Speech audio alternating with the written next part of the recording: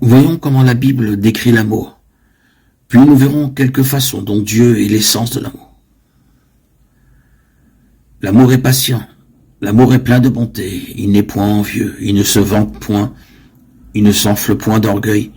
Il n'est point grossier. Il ne cherche point son intérêt. Il ne s'irrite point. Il ne garde point de souvenir des torts.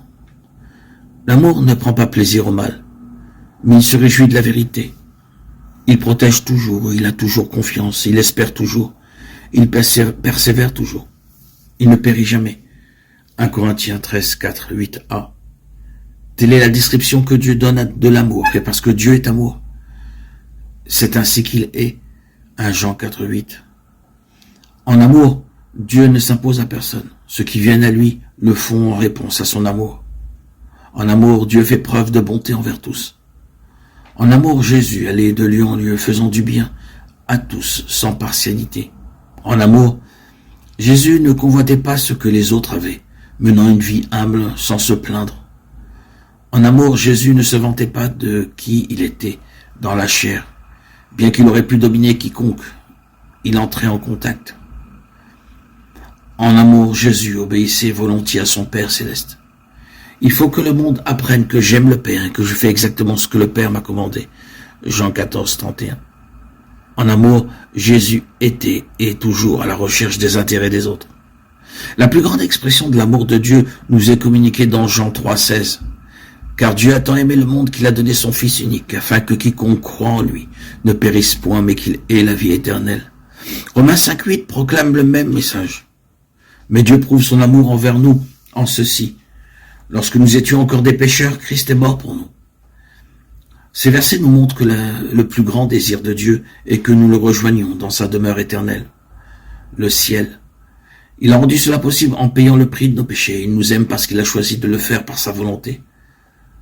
L'amour pardonne.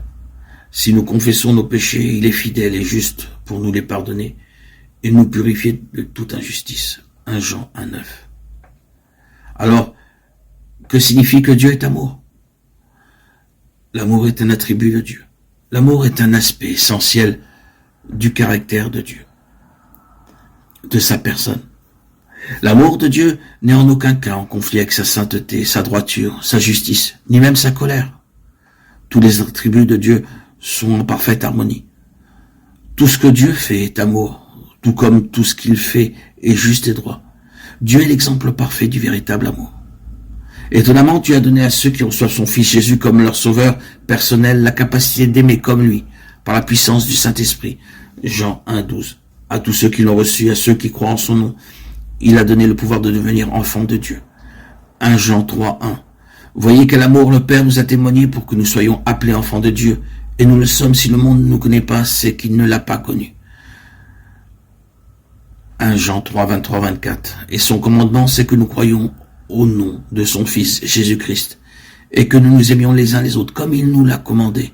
Celui qui garde ses commandements demeure en Dieu, et Dieu en lui, et à ceci, nous connaissons qu'il demeure en nous. C'est l'Esprit qu'il nous a donné. Celui qui n'aime pas n'a pas connu Dieu, car Dieu est amour. 1 Jean 4, 8.